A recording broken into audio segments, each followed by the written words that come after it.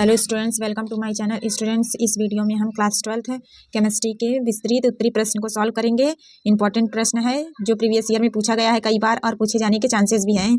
देखिए, इसमें पहला प्रश्न दिया गया, फिनाल के विरचन की किन्हीं दो विधियों के रासायनिक समीकरण लिखिए। फिनाल के रीमर टीमन अभिक्रिया का रासायनिक समीकरण लिखिए। यह निम्न में से किस प्रकार क्रिया करता है। पहला दिया गया है सांद्र HNO3 से किस प्रकार क्रिया करेगा, क्या बनेगा। और दूसरा दिया गया है ब्रोमीन जल से क्रिया करके क्या बनाएगा। और तीसरा दिया गया है जिंक से अभिक्रिया करके क्या बनाएगा। कई बार पेपर में पूछा गया है। देखिए, इसे हम लोग सॉल्व करते हैं। इसमें लिखेंगे हम लोग, पहले उत्तर डालेंगे, उसके बाद लिखेंगे फिनाल बनाने की विधियाँ, ये हेडिंग डालेंगे। उसके बाद किससे बनाया जाता है उसे हेडिंग देंगे। किससे किससे बनता है, सैलिसिलिक अम्ल से, क्लोरोबेंजीन से, और तीसरा एनिलीन से। किस प्रकार से बनेगा, देखिए, सैलिसिलिक अम्ल से किस प्रकार से बनाएंगे ये आप लोगों को याद रखना है। तो देखिए, सैलिसिलिक अम्ल हेडिंग डालेंगे, उसके बाद यहाँ पे बनाएंगे सैलिसिलिक अम्ल का सूत्र क्या होता है। सैलिसिलिक अम्ल, ये है सैलिसिलिक अम्ल का सूत्र, OH यहाँ पे रहेगा। ये क्या है, सैलिसिलिक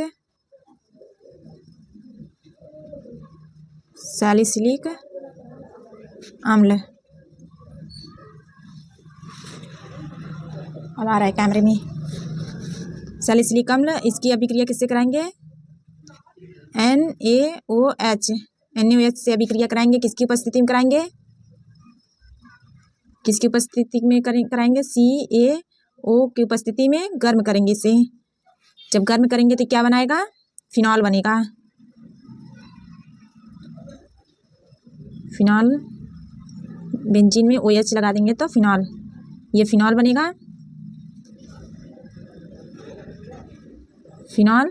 उसके बाद ये Na, यहाँ पे 2 अणु लेंगे, तो जब यहाँ 2 अणु लेंगे, NaOH के 2 अणु जब लेंगे तो यहाँ बनेगा Na2, और यहाँ से C, ये दोनों O और एक O यहाँ से CO3 बन जाएगा, Na2CO3 बन जाएगा। उसके बाद यहाँ के OH और यहाँ के एक H मिलके क्या बन जाएगा, जल बन जाएगा, H2O जल। सैलिसिलिक अम्ल की अभिक्रिया 2 NaOH के 2 अणु NaOH के लेंगे और CaO की उपस्थिति में गर्म करेंगे तो फिनॉल बनेगा। और ये हम लोग को कंपलसरी है ये दिखाना, इसे नहीं भी दिखाएंगे तब पर भी चलेगा। उसके बाद दूसरा किससे बनेगा, क्लोरोबेंजीन से बनाएंगे। तो क्लोरोबेंजीन के सूत्र क्या होता है, ये है क्लोरोबेंजीन। क्लोरोबेंजीन की क्रिया किससे कराएंगे, NaOH से क्रिया कराएंगे। टेम्परेचर क्या रखेंगे, 300 डिग्री सेल्सियस रखेंगे।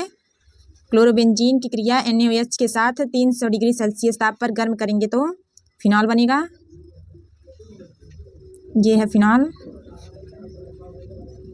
प्लस क्या बनेगा, NaCl, ये Na और ये Cl, NaCl। और ये जो था OH यहाँ पे आके ऐड हुआ है तो फिनॉल बन गया है। उसके बाद देखिए एनिलीन। एनिलीन देखिए, एनिलीन से बनाएंगे तो एनिलीन का सूत्र क्या होता है, ये एनिलीन का सूत्र है NH2 जुड़ा रहेगा बेंजीन में, एनिलीन कहलाएगा। और किसकी उपस्थिति में कराएंगे, NaNO2 प्लस HCl की उपस्थिति में 0 से 5 डिग्री सेल्सियस के बीच में गर्म करेंगे। जब गर्म करेंगे तो ये क्या बनेगा,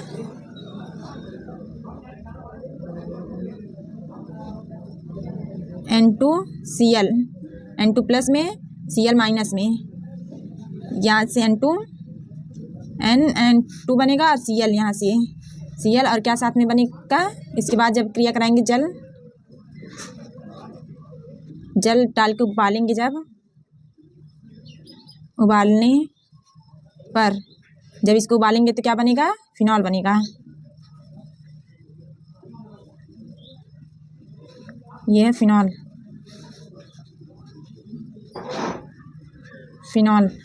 एनिलीन को NaNO2 प्लस HCl की उपस्थिति में गर्म करेंगे 0 से 5 डिग्री सेल्सियस के बीच में, तो बेंजीन में N2Cl ये बनेगा। उसके बाद जल की उपस्थिति में जब उबाल देंगे, उबालने पर फिनॉल बन जाएगा। इतना हो गया। उसके बाद क्या दिया गया है क्वेश्चन से देखिए।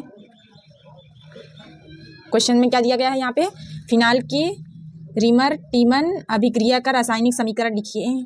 फिनाल की रीमर टीमन अभिक्रिया के रासायनिक समीकरण देखिए अगले पेज पे। देखिए इसमें फिनाल की रीमन टीमन अभिक्रिया है। इसमें फिनाल की अभिक्रिया कैसे कराएंगे, CHCl3 के साथ कराएंगे। किसकी उपस्थिति में कराएंगे, NaOH की उपस्थिति में कराएंगे। फिनाल की अभिक्रिया किससे कराएंगे, CHCl3 के साथ कराएंगे। किसकी उपस्थिति में कराएंगे, NaOH की उपस्थिति में कराएंगे। कितनी टेम्परेचर रखेंगे, 60 डिग्री टेम्परेचर रखेंगे, गर्म कर देंगे, सैलिसिलिक एल्डिहाइड बन जाएगा। तो देखिए जो इसमें लिखा गया वही रिएक्शन हम यहाँ पे लिखेंगे। देखिए आप फिनाल लेंगे, फिनाल की अभिक्रिया कराना है तो यहाँ फिनाल बनाएंगे। फिनाल OH, ये क्या है, फिनाल। अब किसके साथ अभिक्रिया कराना है, CHCl3 से अभिक्रिया कराना है। और किसकी उपस्थिति में कराना है, NaOH की उपस्थिति में कराना है। यहाँ पे 3 अणु किसका लेंगे, NaOH का लेंगे। 3 अणु NaOH के। और कितना टेम्परेचर रखना है, कितना टेम्परेचर रखना है, 60 डिग्री सेल्सियस। 60 degree Celsius. उसके बाद ये क्या बनेगा, सैलिसिलिक एल्डिहाइड बनेगा।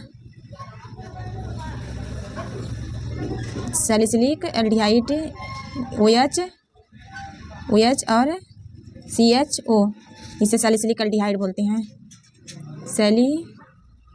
सैलिसिक एल्डिहाइड,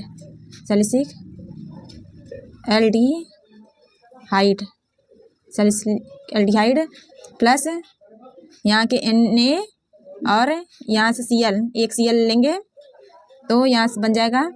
जब एक Cl लेंगे तो ये 3 और ये 3 आगे लिखेंगे, 3 NaCl प्लस यहाँ बनेगा जल बनेगा, 2H2O बन जाएगा, 2 जल बनेगा। यहाँ NaCl कितना है, Na कितना है, 3 है, तो यहाँ 3। उसके बाद Cl 3 है, Cl 3।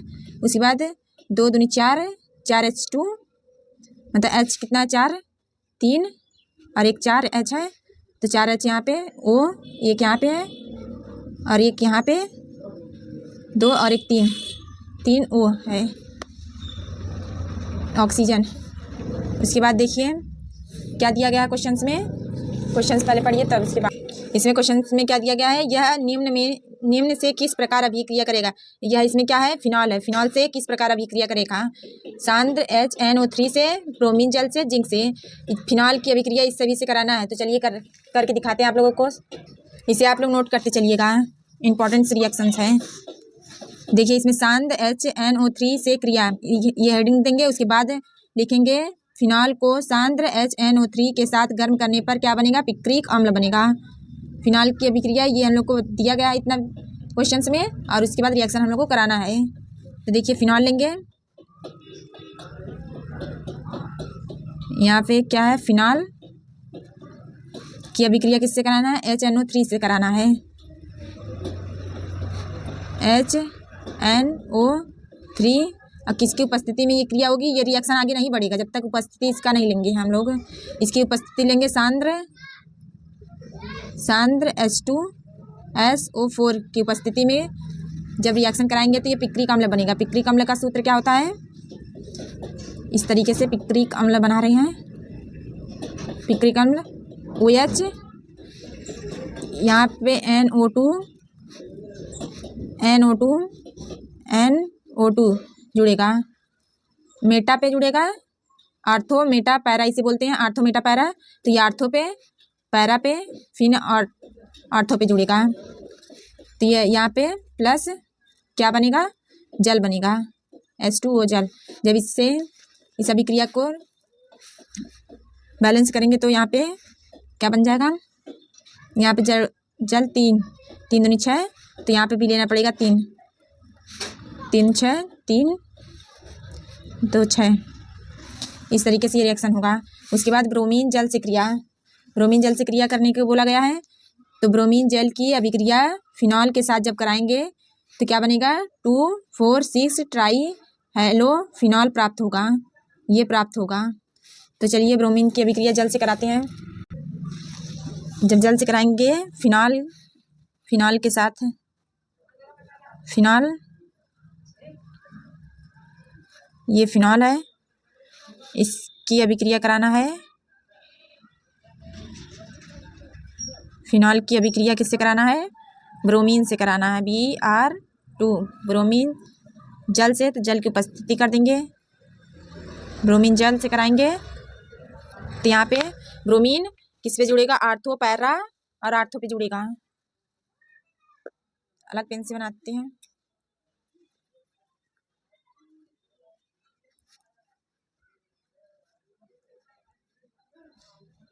OH, यहाँ पे ब्रोमीन जुड़ेगा आर्थो पे और पैरा पे, और यहाँ पे आर्थो पे। 1 2 3 ब्रोमीन, तो यहाँ पे 3 लगा देंगे, 6 हो गया। जब 6 हो गया तो इसे हम लोगों को निकालना होगा। 1 2 3 हाइड्रोजन निकले, तो यहाँ पे 3 हाइड्रोजन हो गया, और 1 2 3 ब्रोमीन है, तो Br3, मतलब ब्रोमीन भी 3 हो गया, HBr हो जाएगा। और इसे क्या बोलते हैं? इसे दो आर्थो पैरा और आर्थो बोलते हैं। इसे 2 और 4, इसे 2 3 4, उसके बाद यहाँ 5, यहाँ 6, ये होता है। तो किस पे जुड़ा है? 2 पे जुड़ा है, 4 पे जुड़ा है, 6 पे जुड़ा है। तो यहाँ पे लिख देंगे, नाम इसका हो जाएगा 2 4 6 ट्राई, 3 है तो ट्राई, क्या है? ब्रोमीन है, तो ब्रोमो क्या है? ये पूरा बचा फिनॉल, तो यहाँ पे फिनॉल। उसके बाद जिंक से क्रिया कराएंगे। जब फिनॉल से को तप्त जिंक चूर्ण के साथ क्रिया कराएंगे तो क्या प्राप्त होगा? बेंजीन प्राप्त होगा। तो फिनॉल को, ये फिनॉल है, इस प्रकार से भी फिनॉल का सूत्र होता है, इस प्रकार से भी सूत्र होता है। इसे जिंक के साथ अभिक्रिया कराएंगे, गर्म करेंगे, इसको जिंक के साथ गर्म करेंगे तो क्या बनेगा? बेंजीन बन जाएगा, बेंजीन बनेगा। प्लस क्या बनेगा? Z, और यहाँ के O, ZnO बन जाएगा। इस प्रकार से ये रिएक्शन कंप्लीट हुए। आप लोग इसे कॉपी में नोट कर लीजिएगा, इंपॉर्टेंट रिएक्शंस हैं। अब अगला प्रश्न देखिए अगला प्रश्न क्या दिया गया है इसमें? डाई एथिल ईथर बनाने की प्रयोगशाला विधि का संचित्र वर्णन कीजिए। डाई एथिल ईथर का प्रयोगशाला विधि का सचित्र वर्णन करना है। संबंधित अभिक्रियाओं के रासायनिक समीकरण भी दीजिए। इससे संबंधित जो अभिक्रिया है उसकी रासायनिक समीकरण भी देना है। उसके बाद इसकी अंधेरे में क्लोरीन के साथ अभिक्रिया भी लिखना है। इसकी मतलब कि डाई एथिल ईथर की क्लोरीन के साथ अभिक्रिया भी लिखना है अंधेरे में। तो चलिए इसे देखते हैं। इसमें पहले आप लोग हेडिंग डालिएगा, उत्तर लिखना प्रारंभ करेंगे। प्रयोगशाला में डाई एथिल ईथर, प्रयोगशाला में डाई एथिल ईथर, इतना लिखेंगे, इतना ये लिखेंगे। उसके बाद एथिल अल्कोहल के आधिक्य और सांद्र H2SO4 को 140 डिग्री सेल्सियस पर गर्म करके बनाया जाता है। ये प्रयोगशाला विधि है, ये प्रयोगशाला में प्रयोग करके बनाया गया है। आप लोगों को याद रखना पड़ेगा, ये प्रयोगशाला में बनाया गया। तो चलिए इसे रिएक्शन करते हैं।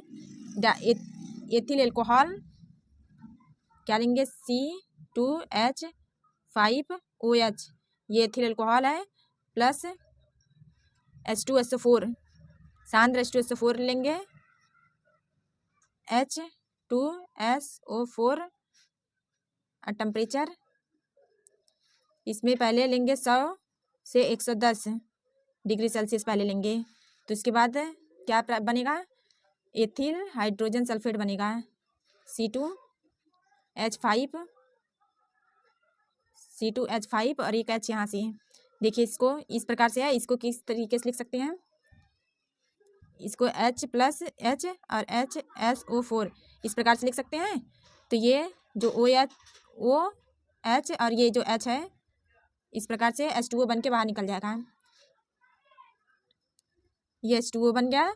उसके बाद जो बचा है इससे लिखेंगे H5 और ये HSO4, ये क्या है? Ethyl hydrogen, ethyl hydrogen, ethyl hydrogen और ये सल्फेट, सल्फेट ये हो गया। उसके बाद इसके आगे रिएक्शन कराएंगे, जब इसका रिएक्शन फिर से कराएंगे H2SO4 एथिल अल्कोहल के साथ, इसकी रिएक्शन कराएंगे C2H5HSO4 इसको लिखेंगे, प्लस इसको लिखेंगे। तो इसको किस तरीके से लिख सकते हैं, HO, आप लोगों को समझ में आया, इसी वजह से इसे पहले लिख रहे हैं। ये एथिल अल्कोहल ही लिखे हैं, देखिए C2H5 OH को इस तरीके से लिखे हैं ताकि आप लोगों को समझ में आए। ये HSO4 और HO, ये देखिए इसको क्या करेंगे, ये O नहीं लेना है यहाँ तक, तो H2SO4 बन के बाहर निकल जाएगा, इतना ये लेना है। इसके बाद जब ये रिएक्शन कितना का लेना है, 140 डिग्री सेल्सियस, 140 डिग्री सेल्सियस पर गर्म करेंगे तो ये बन जाएगा C2H5 और यहाँ के O C2H5, ये डाई एथिल ईथर बन गया, डाई एथिल ईथर। और ये जो है इसे बाहर कर देंगे, ये H और ये H, H2 और SO4। ये प्रयोगशाला विधि थी, प्रयोगशाला में किस तरीके से बनाया जाता है, ये प्रयोगशाला विधि थी। उसके बाद देखिए चित्र में आप लोगों को दिखाना पड़ेगा, चित्र देखिए, चित्र आप लोगों को स्क्रीन पे शो हो रहा होगा, स्क्रीन पे दिख रहा होगा। उसके बाद देखिए एक गोल पेंदी में, एक जो गोल पेंदी दिख रहा है आप लोगों को, उसे पेंदी के फ्लक्स में, जो गोल पेंदी है उसके फ्लक्स में H2H5OH और सांद्र H2SO4 के 2 रेशियो 1 के अनुपात में लेकर उपकरण को चित्र के अनुसार लगाया जाता है। जिस प्रकार से चित्र दिख रहा है आप लोगों को उस प्रकार लगाया जाता है, चित्र उस प्रकार से बनाना है, चित्र के अनुसार लगाया जाता है। फ्लक्स को बालू उष्मा पर, बालू रुक के आप लोगों को हम चित्र दिखाते हैं। देखिए इसमें ये गोल पेंदी है, इसमें लेके गर्म करते हैं H2SO4 को, H2SO4 और क्या दिया गया है, एथिल अल्कोहल और H2SO4 के गोल पेंदी में लेकर एथिल अल्कोहल प्लस सांद्र सल्फ्यूरिक अम्ल को लेंगे। उसके बाद इसे बालू, ये बालू दिया गया ताकि ये जो दिया गया आँच जो लग रहा है इस पर, जो बर्नर जल रहा है ये एक ही जगह जलेगा तो ये फूटने के चांसेस है, तो इस वजह से ये बालू लिया गया है ताकि सभी उष्मा समान रूप से इस फ्लक्स पर जाए, गर्म हो, इस प्रकार से लेंगे। उसके बाद ये थर्मामीटर लगाया गया इसमें, यहाँ से H2H5OH को डाला जाता है धीमे धीमे। तो देखिए आगे 140 से 145 डिग्री सेल्सियस ताप तक गर्म करते हैं, जिससे ईथर बर्फ के जल में रखे ग्राही पात्र में एकत्र होने लगता है। इस विधि को अविरत ईथरीकरण विधि कहते हैं, क्योंकि एथिल अल्कोहल और सल्फ्यूरिक अम्ल के गर्म मिश्रण में एथिल अल्कोहल डालकर ईथर लगातार प्राप्त किया जाता है। अविरत ईथरीकरण विधि इसलिए कहते हैं क्योंकि एथिल अल्कोहल को डालने के बाद ईथर लगातार प्राप्त होता है, इसी वजह से इसे अविरत ईथरी विधि कहा जाता है। उसके आगे देखिए, इस प्रकार प्राप्त आश्रित ईथर में अल्प मात्रा में H2SO4 अल्कोहल और जल की अशुद्धियाँ मिली रहती हैं।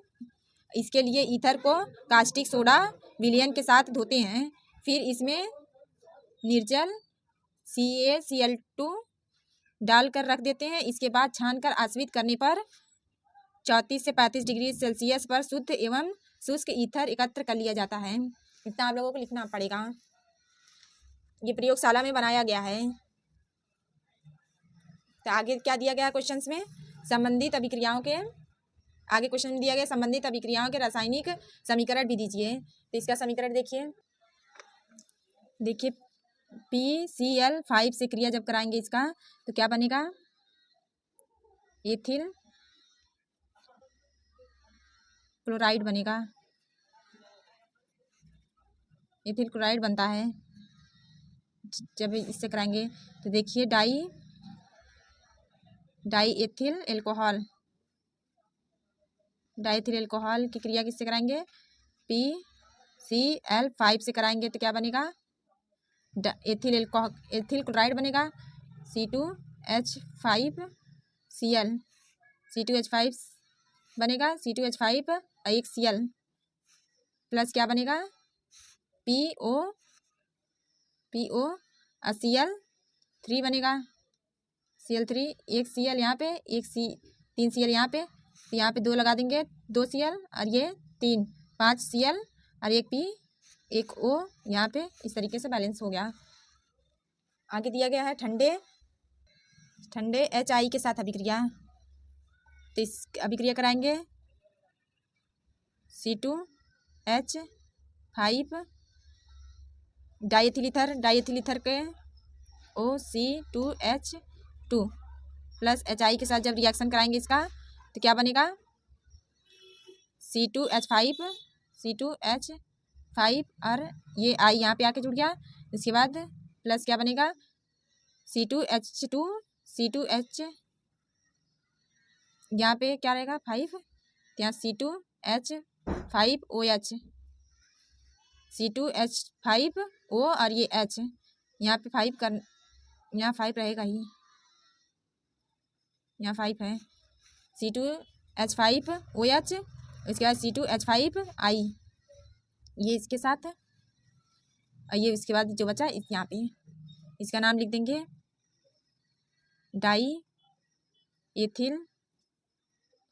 डाईएथिल ईथर, और ये क्या है? एथिल आयोडाइड, ये एथिल एल्कोहल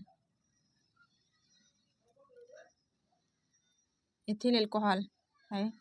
उसके बाद एक और लिखेंगे एसिटिल क्लोराइड के साथ अभिक्रिया, इसे आप 2 भी लिख सकते हैं, आप लोगों को जो इजी लगे वो आप लोग पेपर में कीजिएगा।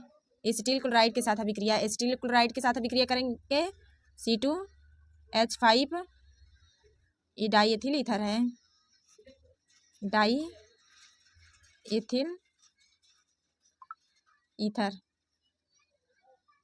ईथर एसिटिल क्लोराइड के साथ अभिक्रिया कराना है। एसिटिल क्लोराइड के सूत्र CH3COCl, एसिटिल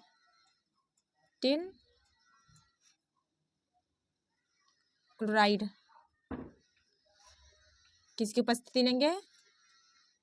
निर्जल, जिसमें जल ना हो, निर्जल ZnCl2, तो क्या बनेगा? C2H5Cl, C2H5Cl एथिल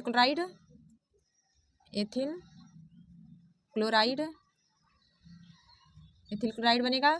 उसके बाद प्लस, यहाँ प्लस क्या बनेगा?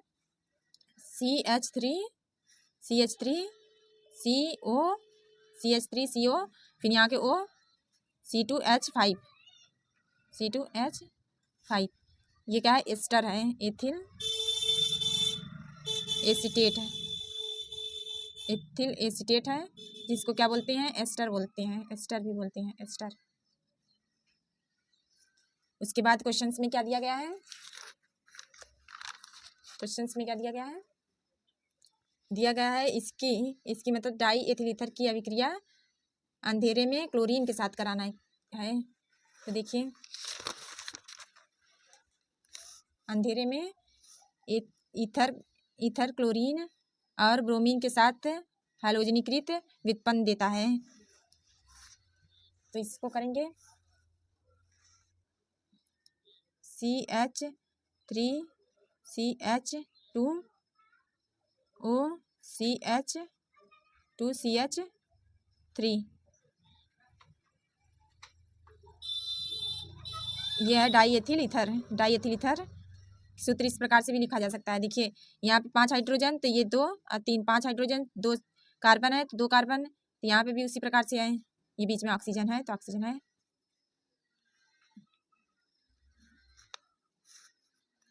Cl2 के साथ कराना है, क्लोरीन के साथ कराएंगे तो यहाँ पे यहाँ के एक H, यहाँ के एक H, यहाँ के एक HCl बन के बाहर निकल जाएगा।